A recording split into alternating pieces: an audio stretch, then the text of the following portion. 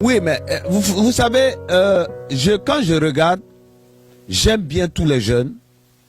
Et mon souhait, c'est que tout le monde devienne riche.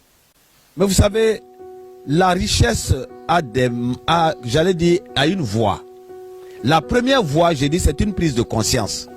Et cette prise de conscience passe par le travail. Vous savez, il y a des notions que nous confondons. Par exemple, quand on a parlé de l'entrepreneuriat qui peut permettre d'être riche, que l'école n'enrichit pas. J'ai dit, je ne suis pas d'accord pour ces propos parce que ce qui est vrai pour l'Amérique n'est pas forcément vrai en Afrique. Nous sommes à un autre stade. Nous devons tout apprendre. Et les Asiatiques, je le dis, sont ceux qui ont compris. Ils ont appris à faire même des cure-dents. Ils ont appris à produire le poisson. Le tilapia n'est pas un poisson de Chine. C'est un poisson qui pousse dans des lacs comme le lac Tchad, c'est-à-dire en Afrique. C'est un poisson carnivore. Ils viennent, ils prennent les alevins, ils vont les semer, ils les nourrissent exactement comme on nourrit les poulets. Et voilà, ils tirent, ils font le conteneur. Le conteneur nous arrive à Abidjan ici à 32 millions. Alors si nos jeunes savaient faire du poisson, ces 32 millions, ça resterait où? C'est pas ici, c'est pas de la richesse. Mais je dis que on croit qu'on va devenir riche facilement. Parce qu'aujourd'hui, je m'excuse de le dire, il y a toute cette jeunesse qui n'aime pas l'école. Aucun enfant n'a jamais aimé l'école, on le sait, puisque les enfants ont toujours fait l'école buissonnière. Alors aujourd'hui, quand on dit oui, tu peux devenir riche sans l'école, ils applaudissent tous, ils sont contents, on va pas à l'école, on va devenir riche. Ce n'est pas comme ça. Quand on dit qu'on ne va pas à l'école, on devient riche, on parle d'entrepreneur.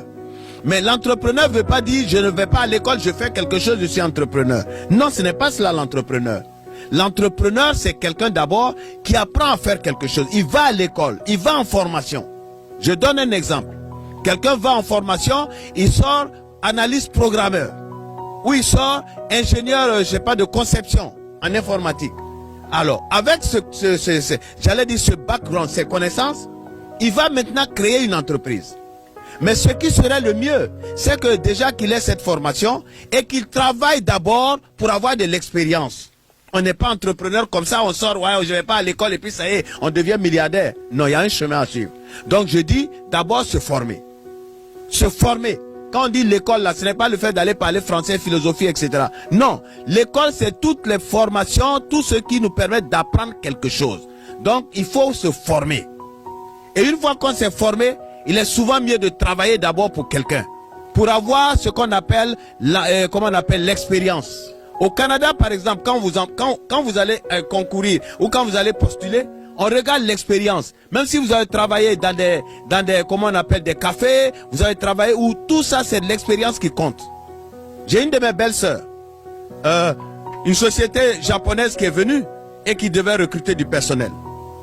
Ils étaient nombreux. Donc, ils avaient les mêmes diplômes.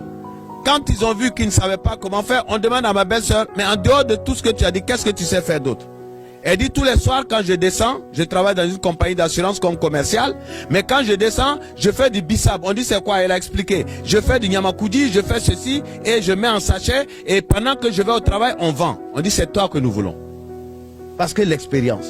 Donc d'abord, un entrepreneur, pour faire de l'entrepreneuriat, tous ces jeunes qui rêvent, coach, je veux que tu me formes en entrepreneuriat, je veux qu'ils entendent aujourd'hui que celui qui aspire à l'entrepreneuriat doit se former dans un domaine d'abord.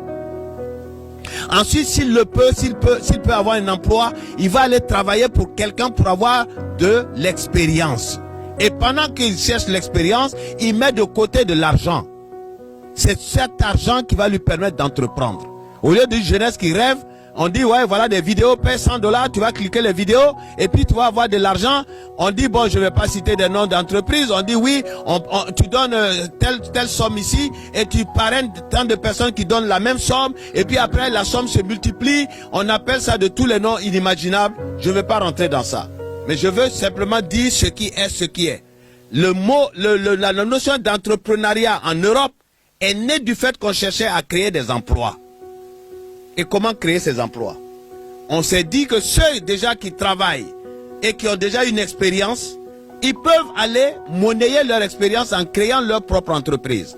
Et quand ils créent leurs entreprises, ils multiplient le nombre d'entreprises. On appelait ça les petites et moyennes entreprises. Ils multiplient les entreprises, donc ils multiplient les possibilités d'emploi.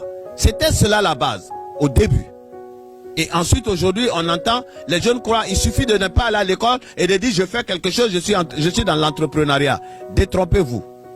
L'entrepreneuriat, pour devenir riche, passe par des critères qui est d'abord la formation, l'expérience, maintenant le capital. Et c'est comment avoir le capital, c'est comme ça que nous réfléchissons, comment avoir ce capital. Parce que les banques ne financent pas toujours. Or, aujourd'hui, le rêve de croire que je joue à ceci, je donne l'argent, cela, ça va se multiplier, c'est illégal.